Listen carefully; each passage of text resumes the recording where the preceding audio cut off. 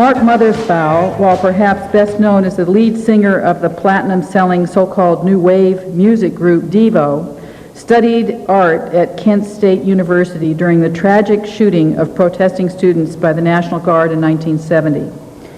Influenced by the Dadaists, Andy Warhol, and in 1973, English translation of a book titled The Beginning Was the End, How Man Came Into Being Through Cannibalism, Intelligence Can Be Eaten, Mothersbaugh collaborated on the short film The Truth About De-Evolution, which was awarded a prize in the 1976 Ann Arbor Film Festival and became the basis for the band's abbreviated name. His band Devo addressed the dehumanizing effect of modern technology through sonic experiments with homemade synthesizers, toys, space heaters, toaster ovens, while Mothersbaugh sang in the baby-faced mask of his alter ego, Boogie Boy. To exemplify infantile regression.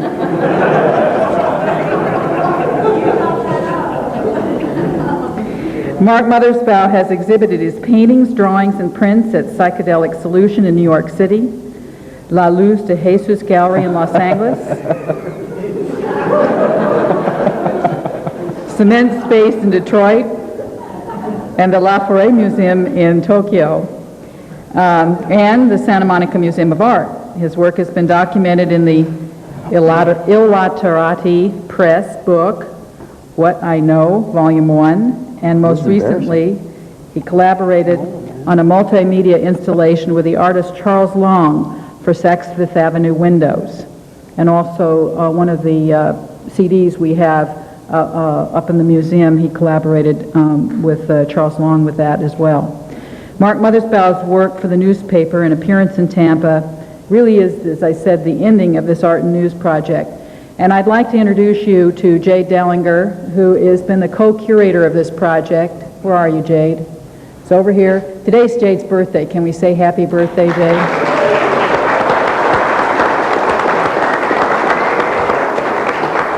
And I must tell you that the contact with Mark Mothersbaugh was all Jade's idea, and Jade worked it all out, and I nearly fouled it up, but he got it all smoothed out. So we're really delighted to have Mark here. I'd also like to introduce one other person to you, and this is a friend of Mark's that a special guest for this afternoon, Michael Pilmer, who flew in from Raleigh, North Carolina. Michael's official title at Alien Skin Software is Brain-Eating Ape, a Devo reference. And he introduced Jade to Mark Mothersbaugh in Los Angeles last January backstage after Devo's performance at the Universal Amphitheater. So he's been a big Devo fan since junior high, and I think there must be some other people here that have been Devo fans since that era as well. So, where are you? Michael's up here in the front taking pictures, getting more stuff together. So at any rate, it's my great pleasure. Oh, and then so pleased again to introduce Kevin Walker, who is a columnist with the Tampa Tribune. He writes the column The Rail, and I hope some of you have followed some of his stories about Mark Mothersbaugh. Interestingly, when I asked Kevin at lunch today, what do you want me to say about you to introduce you, he said you might mention that I've been a political writer for 10 years before assuming this role. So it's my great pleasure to introduce to you Kevin Walker interviewing Mark Mothersbaugh.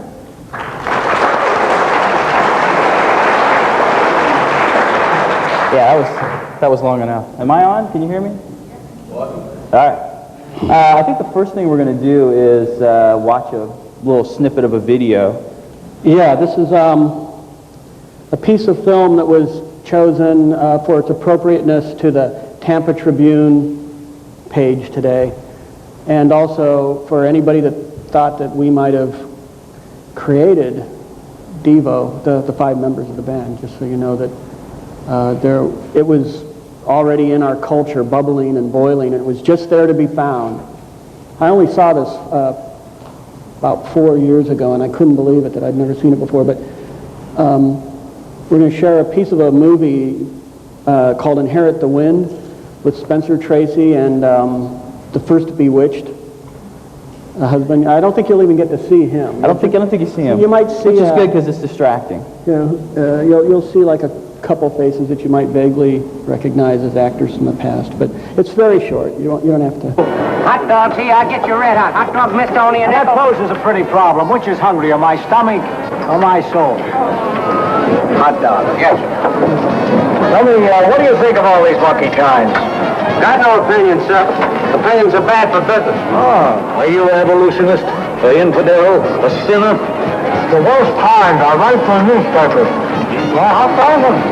No, thanks. Well, then you say you must be a man of God. No. Ulcers. Ladies and gentlemen, devolution is not a theory, but a proven fact. My friends, man did not evolve from the ape, but the ape devolved from man. Now you take a look at this creature sitting here. There before you is an example of the ungrace to which man can fall because of his own bestiality. Look at those big little brows. Look at those shifting eyes. For as sure as the good Lord cast out Satan from heavenly glory, so did he devolve this poor beast from man. Quit looking at me, will you, son?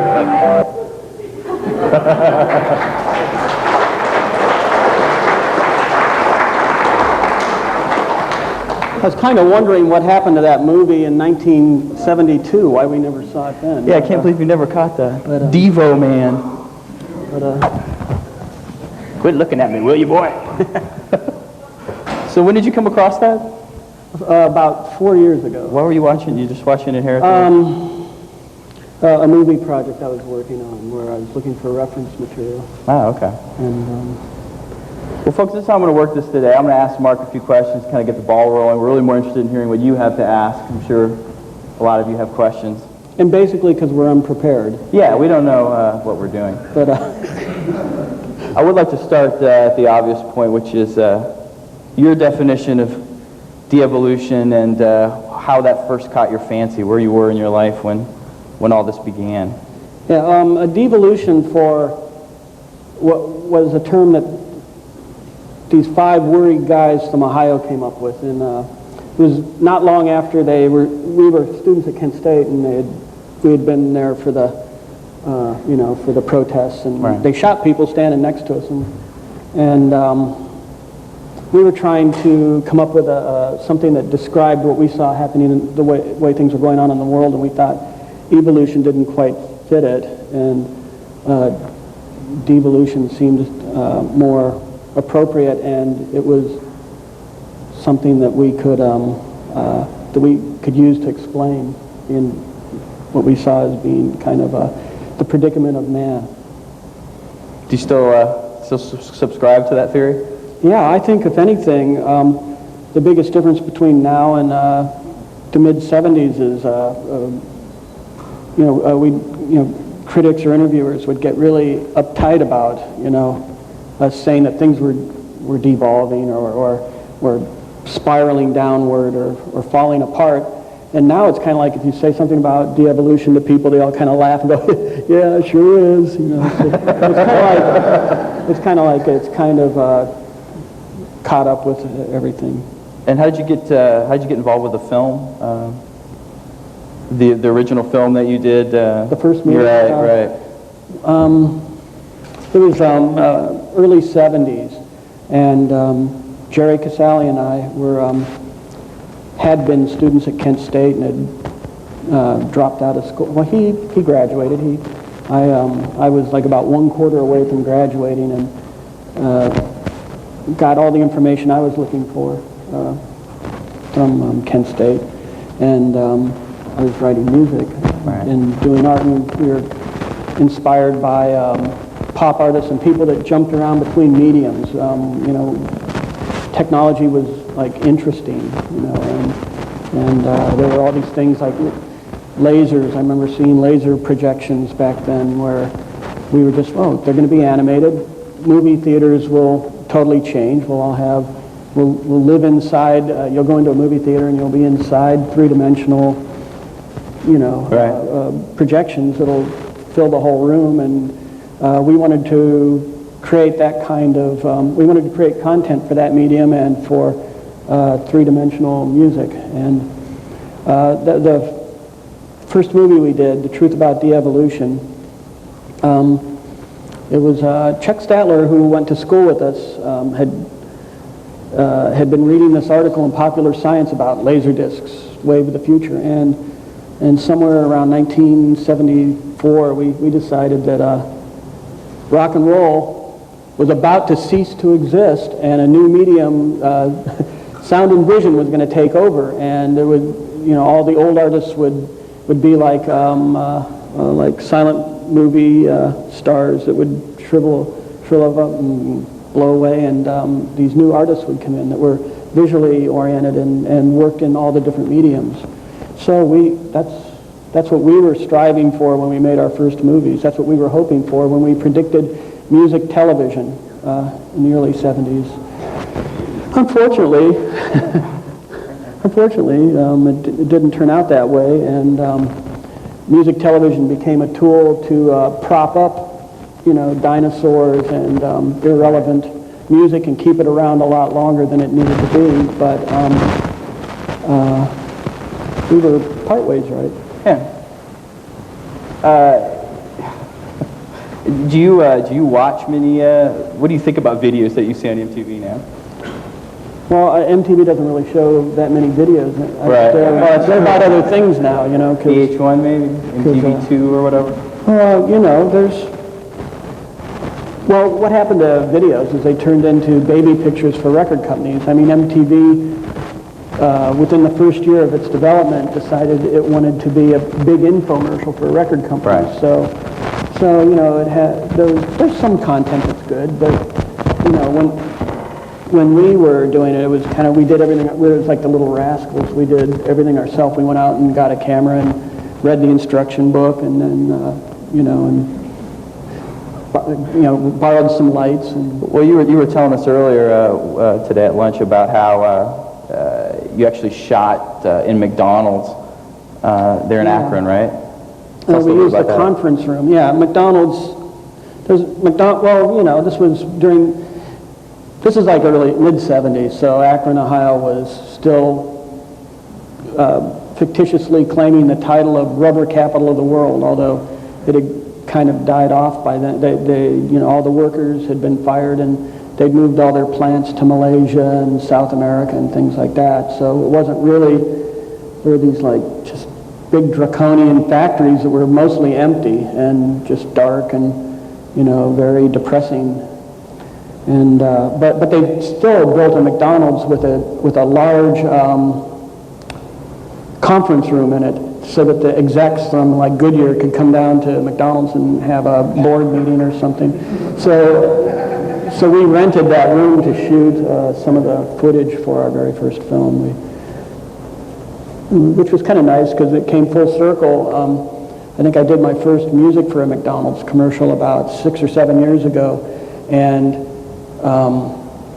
back then I used to be more interested in putting subliminal messages into all my commercials, and we constantly were putting masked, messages in everything we did. And I think I put a little clip out of General Boy going, "Yes, Boogie, now every man, woman, and mutant on this planet shall know the truth about de-evolution." I put it in the very first McDonald's commercial. Whoa. And it's like, and now you know why you're so messed up. Well, that's one thing we talked about. Bye-bye. No, we can keep talking. I'm going to turn the volume on the whole thing down. Is this somewhere it's about to feed back? It'd be nice if you took the whole volume down a little bit. Thanks. That feels better. You're such a techie. Well, now I lost my train of thought completely. We were talking about the McDonald's commercial. Oh, I know what I was going to say. We talked about this in the interview I did with you for the newspaper about it's, you guys were so subversive, and now you're doing McDonald's commercial. You told me you were scoring Dawson's Creek, which I can't get over that one. Yeah, that's it's really a tough one for me to get over actually, but it's an interesting experiment. I'm writing music for Dawson's Creek. Well, does it ever strike you as humorous that you're doing all these mainstream shows now, and you were once, you scared the hell out of people when you first came Yeah, out? you know, it's like the world passed us by. We're just relics now. But there was a time when Yeah. we scared somebody. Yeah. We Yeah. scared ourselves. Yeah. Well, I know Boogie's Boy scared me. You've made this transition now to soundtracks. Is it? Did you find writing pop music, rock music, confining to a certain degree? It's a whole different thing. You know, pop music. Well, because I had a bad attitude about MTV, so that really, you know, made it harder for me to really get excited about pop music during the last years. And also, we accidentally had a hit record, and that really was the beginning of the end for Devo in a way, because before that, our record company had just always, you know, they had like, Warner Brothers would go, we have Captain Beefheart, we have Frank Zappa, we have Devo, we're into like some art, you know, but where they were really making their money was Bob Seger and Madonna, and that was, you know, so that was kind of okay. They just let us be these, you know, like weird little artists over there that you know, we were never in the red, but, you know, we never, when once Whip It happened, then it changed, because then, you know, then there were all these bean counters and lawyers that, you know, we showed up on their radar screen, and they would show up at recording sessions and, you know, try and connect, which just made you feel worse. You know, and they'd be like, hey, do anything you want on this record, guys. Do whatever you want to do. Just do another Whip It. And, you know, and you know, we never, although the pop music format was fun and was something that interested us at the time. And the truth of the matter is that we had the idea of doing the records with Virgin and Warner's Brothers was because, you know, we thought, well, we could be Akron's version of the Residents, but, you know, wouldn't it be interesting to just see how far we could take this? And, you know, we were feeling pretty strong back then, you know, had a lot of energy. And we really wanted to go to see, you know, if we could go beyond just being, you know, like Akron's pure ubu little art thing. And you know, that's kind of, there's like a lot of credibility in being that, you know, being the Residents, because the Residents never, you know, they never had to worry about selling out or anything. They always just did their thing kind of in their own little world. We were always kind of like walking that line where we were trying to, like, we were in Diet Coke commercials and stuff, and That's right. You know, it was interesting. So, what was I talking about? I don't know. Where were we? You know, you said earlier that your dad influenced Whip It. You never really explained that when we were talking earlier. What's up with that? Yeah, my dad was General Boy. I mean, you know, all these things we did. We were before the time where bands nowadays, you know, you sign with a record label and then they say, oh, we're going to get you the guy that did the Backstreet Boys video, or we're going to, you know, whatever. You know, they have production companies and, you know, video directors that come in and make a video for a band, you know, and we always were part of that process, so we did everything ourselves. You know, we never occurred to us you go out and hire somebody else to do your art for you.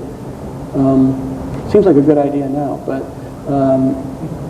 back then we would have really been upset by it. And so, but anyhow, so my dad, just by a fluke, ended up being General Boy in these early films, who was he was this character that was the fictitious leader of Devo Incorporated, or the Devolutionary Army, or whatever. It was like this mythology we were making up at the time.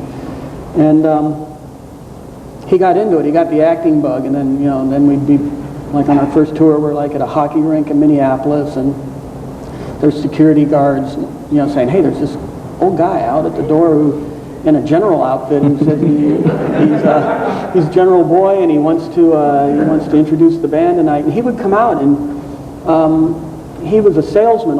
You know, he was a salesman all his life, and kind of his schooling kind of centered around kind of a Dale Carnegie kind of look him in the eye, give him a firm handshake, you know, and, you know, he was, you know, like one of those really you can do it kind of guys, and so but anyhow, after he started acting in a number of our videos, he started writing lyrics and submitting them to us, and we're reading them and going, oh man, these are more Devo than us. We were very impressed. impressed, and finally I think I was, what album was it? Must have been like our third, or was it New Traditionalist or something? Well, he wrote, we included lyrics for a song that he wrote. And that kind of sent him over the edge. Then it kind of went too far. Then he like hired a country western band in Ohio, and he bought a 4-track tape recorder, and he'd like write lyrics, like once a week he'd have this band come over, and he'd give them like $50. I don't know what he did. He was like coming up with money out of his pocket. He thought he was going to be a big songwriter, a Burt Bacharach of Devo or something. And he wrote, I really think we should put that album out, actually. His stuff would be... It's a fine idea. Because it was like more... But anyhow, he had this really like, you can do it, you can solve a problem kind of attitude behind his lyrics, and they were kind of this, his take. I mean, everybody's take on Devo was as valid as ours, that's for sure. Some of them were even better, like the Del Rubio triplets. Their Whip It is the definitive version of the song, as opposed to ours, I think. Wow. But when we wrote Whip It, it was, although he isn't credited with writing the lyrics, he sort of was the inspiring spirit behind it, kind of. Carter was in power, and we had just gone on a couple world tours where people said, your country is idiotic, your foreign policies suck, this guy Carter is an asshole, and so we're like, oh, so we were kind of pro-Carter, and we wanted to show our support for America, and we thought Whip It was kind of like, you can pull it together, you can lead this country kind of a song. And it wasn't really about dogs or, solo lovemaking. As many disc jockeys, I think that's probably why it got radio play, is because disc jockeys thought it was about their sex life, so, So there you go, that's what Whip It's really about. But that's General Boyd, somewhere in Ohio right now. Oh yeah? Still writing songs? And I don't know if I think he's kind of quit submitting songs to me. I haven't got anything in the mail from him for a couple years, so I think he's kind of got over that. He started finding out what the royalty checks really looked like. Yeah, right. Everybody that, all the benevolent, so-called benevolent parasites that are attached to you, take their chunk out of it. You get to see what's left for the artist, It's like, I think he kind of lost interest and thought he'd stick with being a salesman. That side of the music business didn't really work too well for Devo, right? Oh, I mean, we made some money. I mean, the reality is, though, is that artists are looked down upon. I mean, I think even the scary part about it is we were like at the very tail end of what may be looked back at as the golden age of the arts in a way, because now lawyers have taken over, like Hollywood basically, and they are really against any money trickling down to the creators of projects.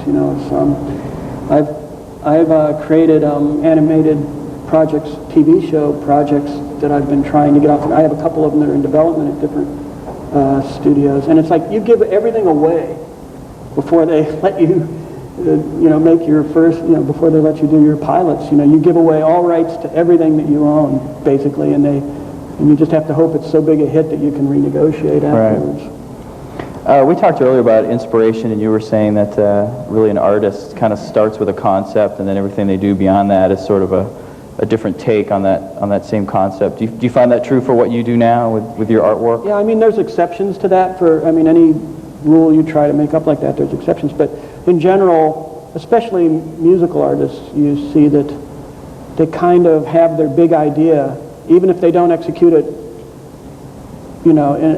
to its most popular degree or its strongest degree early on.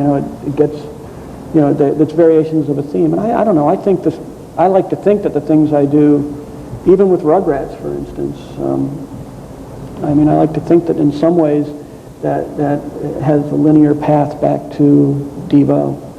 Right. Do you enjoy the soundtrack work? How do you approach doing soundtrack work? Is it people coming to you asking you to do things, or do you have to go out and? Now I get to choose now. I'm lucky. I got into it. I was totally untutored in scoring, other than what I'd done with Devo. I didn't go to school for music. I studied, keyboards, and when I was in grade school, I was forced to. My parents had this little wheezy organ in the dining room, and music to me was just an implement of torture to make me waste my Saturday afternoon, And it wasn't until I saw the Beatles on Ed Sullivan that I went, okay, music, it's an inspirational, wonderful, good thing, and that's why I took these lessons. And then it was kind of confusing when the first couple of years trying to figure out how to apply that to a music I liked, because I learned how to play Ebb Tide and church songs for my mom, and so I didn't really have much formal tutoring in music. It just mostly came from working with other artists and just finding things I was excited about in the world. And so luckily my first job scoring was a TV show. A friend of mine had asked me to do some things for him before, and then he did a feature film, and it was a big success. It was Pee-wee's Big Adventure. I didn't score that. I scored Pee-wee's Playhouse, the TV show. And it was one of those things that just it was a very lucky way to come into it, because there was all these I didn't have to have like a big overview and themes that I had to follow strictly, and he just wanted really extreme emotions on any of the pieces of music I wrote, and so that's how I started. I just stumbled into it with that show, and then fell forward, and now I'm scoring a Robert De Niro movie next month called Rocky and Bullwinkle, of all things. And Okay. Yeah. Whatever happened. I think we should turn it over to the folks out there. Just kind of raise your hand if you have a question for Mark. This guy right back here with the shades. I want to know what it was like playing at Devo, playing at Max's Kansas City in New York City in 1977. What was the scene like back then? You know what?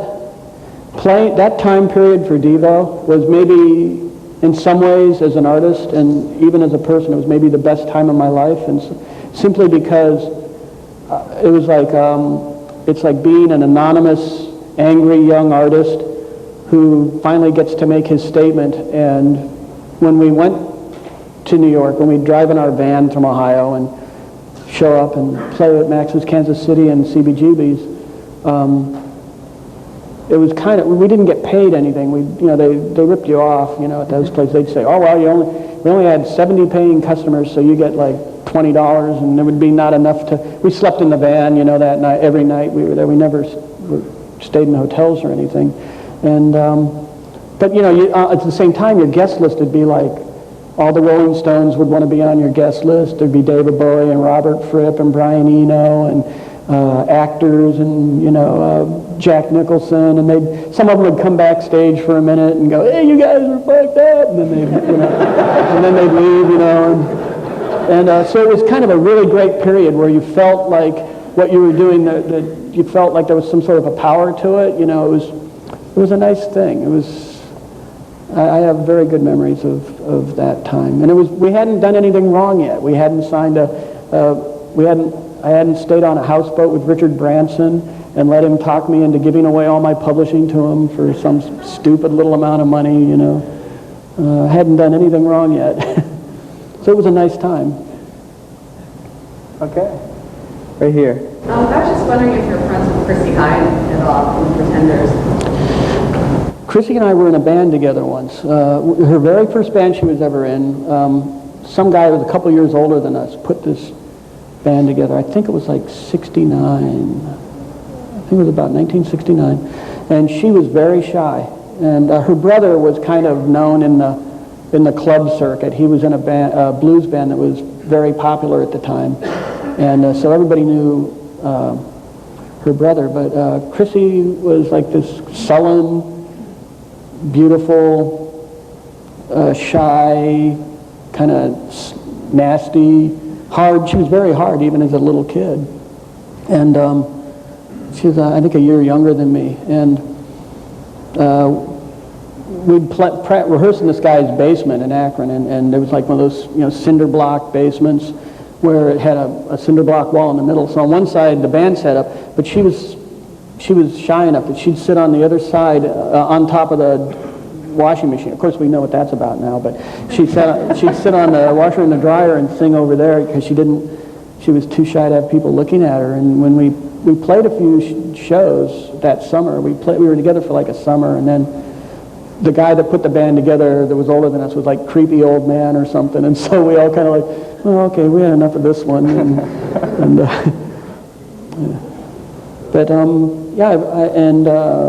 remember her from London before the Pretenders got signed. She played me these demo tapes that were so awful. They were so bad, and you couldn't hear her voice, and I was just going, oh, poor Chrissy. And of course, then she like kicked butt, and did really great. But She's one of our favorites. yeah, she's pretty talented. Right here. Talking about your soundtrack work, in the 80s, I noticed some of the Devo songs crept up in a lot of soundtracks. Some of them being like Slaughterhouse Rock, very weird movie, Revenge of the Nerds 2. How did all this stuff come together? And also there was an interview I saw with you on, I believe it was Night Flight, this is around 1989 or so, where you were shaking an 8-ball, and you were asking if Devo's going to get the money to make the film they want to make. Oh, we didn't get the money. I don't know what the 8-ball said, but I can tell you, we never got to make the movie, yeah. We had 2 or 3 different movies. They were different scripts, but one was if the Allies would have lost the war, and the world was basically the same, but the flags were different. It was a funny movie, but and actually we almost made that one with William Fries, the guy who did Exorcist and stuff like that. Friedkin, thank you, Bill Friedkin. Yeah, and we met with him a lot. He was crazy, It was like, you never knew who was doing drugs in Hollywood in that time period, but I'm sure he was. And he had a heart attack right before we really got deep into it. Actually, we had 2 really unfortunate experiences where we almost got to make a movie, and the second time was Francis Ford Coppola took a liking to Devo and interest based on his son Gio's interest in Gio was like a big Devo fan, and his dad would let him use his facilities to make rock videos for his, Bel Air and Beverly Hills, little kiddie band friends, and his dad was very proud of Gio. It was so sweet, he's like really proud of him, said, look, my kid's going to be a video director like you guys. So he was like interested and let us have a office at Zoetrope, and Jerry was the strongest proponent for that, for us making a movie. He was really the driving force actually of our videos, being the director. We storyboarded them together and we came up with concepts together, but he was very dedicated to that, and it was very frustrating for him when both those fell apart, more so than the rest. But it's like there was some other fluke accident where Ryan O'Neill's son, Talon or Falcon or what's his name? Griffin, yeah. It was one of those Hollywood names. Griffin O'Neill and Gio were water skiing, and Griffin was driving the boat and did some asshole thing where he went underneath somebody else's guide wire and sliced off Gio's head. And his father then went into this, he totally was destroyed by that, and it's like we were not a good connection to him anymore. So we worked a little longer, and then we went out on tour, and when we came back, there were reasons why we didn't have a room at Zoetrope anymore. It was kind of sad. So we never really got to make a movie, no. The Slaughterhouse Rock and Revenge of the Nerds Part 2 were an experiment of 5 guys who had never scored a movie before, trying to score a movie the way we wrote songs, which was, we were very democratic always, and it didn't matter who came up with the original idea for a song. Everybody had a say in it, and we all were responsible for the end product. And even Alan Myers, if he had an idea, we all listened to it and tried it out and worked it to its logical end. Even those ideas were usually bad. But no, actually, he was like maybe one of the best drummers ever, one of the best rock drummers ever. He was the human metronome. Nobody played like him. Does that mean that there are actual exposure out of the whole film? Well, I don't think there's videos. There's videos of Slaughterhouse Rock and Revenge of the Nerds Part 2, and the scores are pretty bad. We did them on a Fairlight 2. We didn't have the ability to lock to picture then, and so we'd write a cue we could start our computer right on a certain SMPTE time code number, and it'd start right, and then they would eventually like start to go off from each other. And anyhow, I learned that you can't score a movie by committee from those two projects, so that was their importance in our career. But there was a couple good songs. There's like Devo doing Itsy Bitsy Teeny Weeny Yellow Polka Dot Bikini in sort of a Hugh Masekela style, which somebody played it for me recently, and I thought, oh, that was almost good. It was one of those. Okay. This guy right here. Do you think people in general are more interested and far less hostile to the avant-garde things or the avant-garde pop combinations that you're doing than they were 20 years ago? Do you think they're Do I think people are more accepting of our music now than they were? There's music that's much more radical than what we did. At the time, what we were doing was like kind of stepping on the toes of what was happening in pop music. So we were. This just shows you how things are different now. In 1977, there were reviews where people attacked us because they said there's actually 3 songs on their album that do not have that don't have a guitar on them. That is, how can they call this rock and roll? And there are people, and when we first used drum machines, they were going,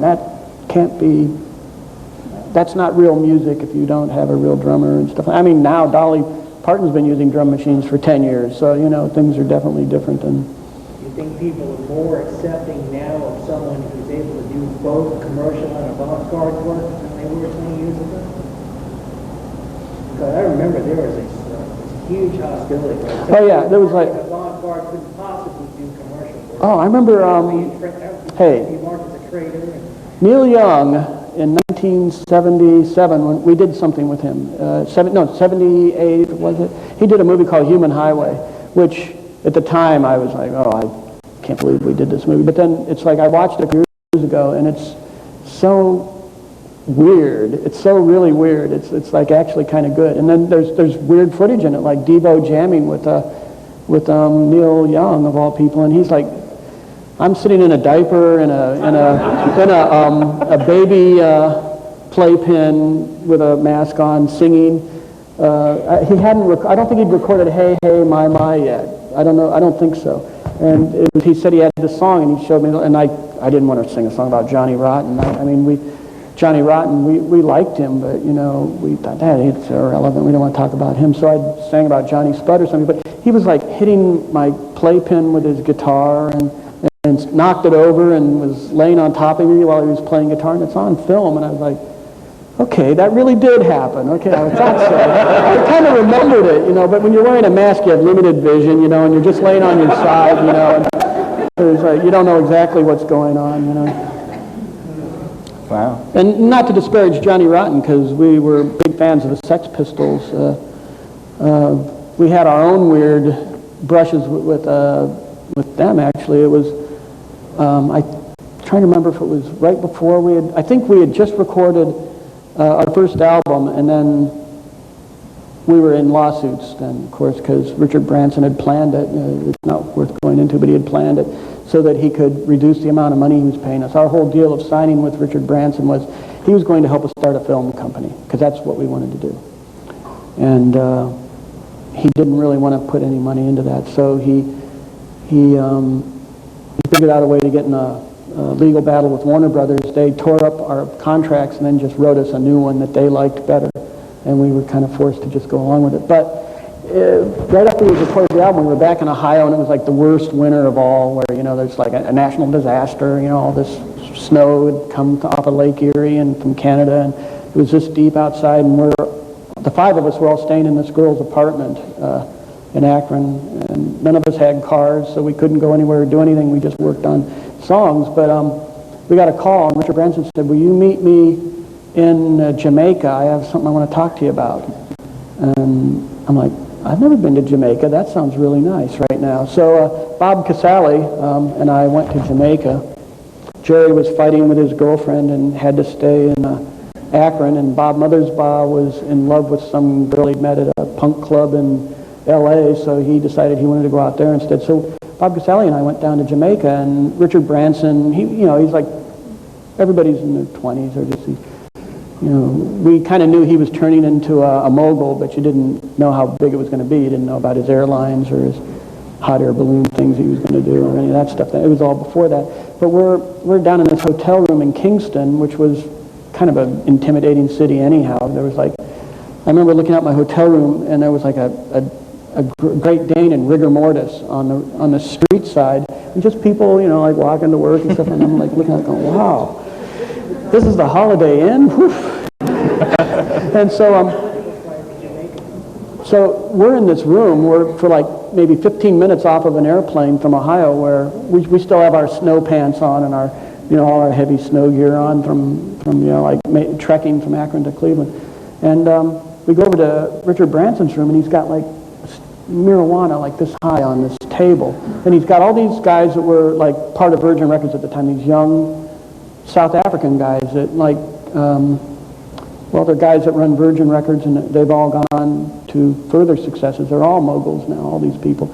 And we're sitting in this room with them, and they're rolling joints, and we're like, in Ohio, we didn't have any drugs, we heard about them, but none of us had any money, so we were, well, there probably were for people that had day jobs, but we didn't, so we just like heard these rumors, and so we're young and figure, okay, we'll try these joints that they're making. They're big, and we're like smoking this stuff. And they start talking about, what do you guys think about the Sex Pistols? We said, well, it's too bad they broke up. We were out in California, and they came over to a place where we were crashing. They came over and spent the night with us and partied. They're all nice guys. We had a good time, and we were laughing about Sid Vicious and Nancy, his girlfriend, because he kept going around like, he'd go up to like drinks that were on tables, and he'd do stuff like go like this and break it, and then he'd look around and see if anybody was upset, and then when nobody was upset, he'd be kind of bummed out and go somewhere else and do. He kept trying to. It was kind of funny because he kept trying to get these San Francisco people uptight, and they didn't really care. They were okay with it.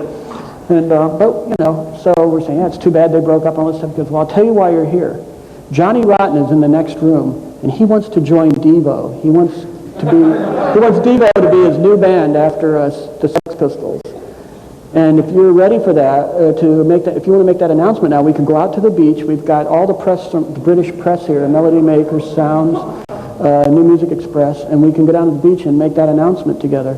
And it's like all of a sudden, it's like I'm like, really, this is really strong drugs. And it's like, I don't know, it's like, have you ever been like at school or church where it's like something seems so idiotic and ridiculous that you can't, you're like, you don't want to laugh, and then of course marijuana would accentuate that, but it's like, I was blushing because I was embarrassed about the whole thing that they bought us these $300 tickets to fly down to, and it was like all on, it was like a really bad idea, and we knew there was no way we were ever going to, agree to something like that. And, Bob and I, we just laughed like nincompoops for about 5 minutes, and we're like, I'm going, Richard, I'm not laughing at you. We spent 3 days with him, and Richard actually drove a Jeep. Ken Berry, he's head of Virgin right now or something, right? There was Ken Berry was in the car, and Bob Casale.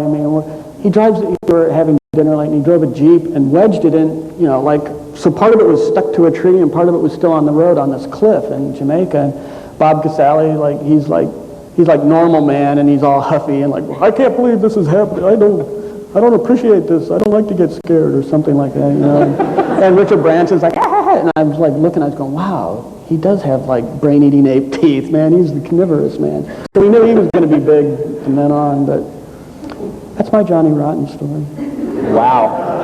That was a good one. He never was in the band. Now I wish I would have just said yes, Of course. Then we would have just said yes and then done it for like a day or two and then said, okay, we're done with that. It would have been funny. go right here. Actually, just to put an addendum to that, if you listen to some of the PIL stuff, it wasn't that far of a stretch. Well, we said you should go for a total corporate image after having an anarchy. That was one of the things I talked about with him. So I don't know, maybe he already had that idea anyhow, to flip it all the way over and be public image limited, but we like to egotistically, and take credit for that. My question is, we shouldn't all be held responsible for things we said 15 years ago. But But you're about to be. yeah, no, I just want a little, maybe a little more clarification. There was an interview on Nightlight, and it was you and Jerry, and the interviewer, I can't remember who it was, asked who was the single most musical influence on Devo. And musical influence to me, I thought, that's a no-brainer, Jimi Hendrix. And Jerry said, David Bowie. I was pretty flipped out by that. Really Yeah, it would not, yeah, I'll tell you what that was about. We were at the time excited about the idea of working in different mediums. And we saw him as being more closely related to Andy Warhol, for instance, who was one of our heroes at the time, just because he dealt with ideas, he dealt with concepts, and then he would, do printmaking, or he would be a photographer, or he would be a fashion designer, or he would throw a party in Manhattan, or he would produce a band, or he would make a film, depending on what the best way to solve the problem was. And we really were, that was the era we were from, and we were excited about that idea. That's why we didn't think of ourselves as a band when we first started. What we wanted to do was be a warehouse for ideas, and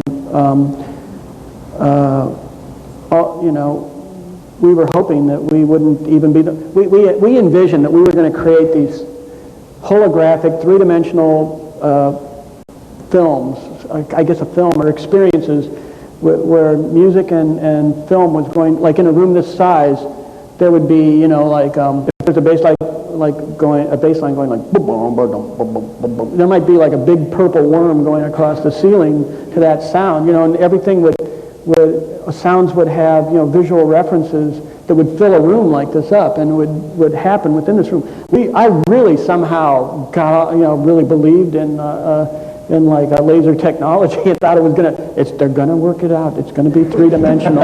It's gonna happen. Because I had seen this shark at the Akron Art Museum in 1969 or so, 1969 or 1970, where it was free floating in air. It was, it's not like those little holograms and stuff where you see a little picture of a skull, on a greeting card or something, it wasn't like that at all. This was something that was floating in the air that you could see through it, but yet it had form, and you could look in its mouth or look at its belly or go around the back, and it was there in the air. And we originally thought we were going to be creating for an animated version of that medium.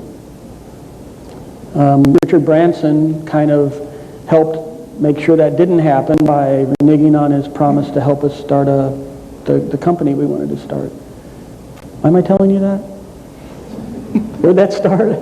David Bowie. Okay, but David Bowie was like, I like the idea that unlike like a Tom, well, I shouldn't pick on Tom Petty. I mean, some people like his videos. It's like somebody that was just, I'm a musician and that's what I do. We saw ourselves as music was just one thing we were interested in. We designed our own clothing, our own outfits. We designed our own choreography, our lighting. That was all the stuff that got us off. We wanted to design a show that kids hadn't seen before when we were touring. We wanted to do things, like with the treadmills and three-dimensional. We did our own kind of like low-tech version of 3D videos by on one album we made these backing plates shown on a screen, and then we would interact with characters on the screen that would come up and sing songs with us during the Oh No It's Devo tour, and like there was like big 20 feet characters that would chase us around on stage and kick us in the ass, and we'd fall down, and it looked kind of cool. So the question really should have been, who would be your artistic influence rather than music influence? at that time. Well, that's why we liked people like Bowie and Brian Eno. And I mean, yeah, we love Jimi Hendrix. Jimi Hendrix is great. He's probably, I think, history when it like in Y3K, they'll look back and he'll be one of the few names that they bother to remember from this time period, I think. He's the one who put the twist into pop music. Yeah. I think, Well, actually, I saw that you'd done an homage to him by doing Are You Experienced. So, I mean, once that album came out, it sort of like, it kind of brushed away the whole statement that had earlier been made. But it was just very surprising to me because I thought, well, it's pretty simple, especially since in the beginning you were all guitars. Well, you saw the movie where Devo is cast as the Jimi Hendrix Experience? No, I never saw The Life of Jimi. Oh, you never saw the movie? Okay. How are we doing on I think time? it's on video. I mean, because I know Mark is going to play something here, so. Okay, I have I'm going to play one song for you guys just because I've prepared in my life. Now that I'm totally dependent upon computers for everything I do, I've prepared in my life for the meltdown, because it is going to happen as bad as they say, right? Everything is going to. Sure it is. This is an instrument that requires no electricity. It's called a Shruti box. It looks like a businessman's briefcase. But I'll give you one little short tune on it, because I think this could be where I'm going after everything melts down.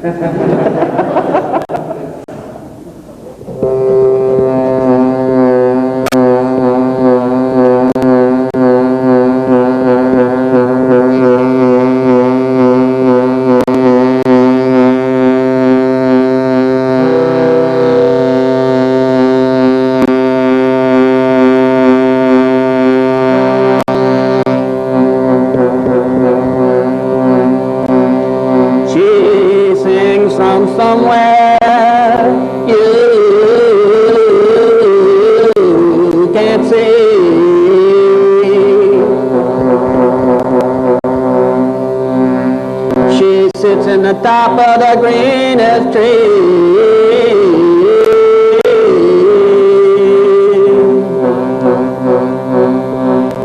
She's an aroma of undefiled love.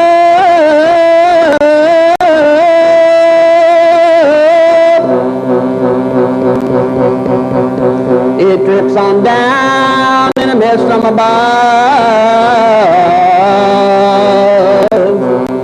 She's just a girl, the girl you want.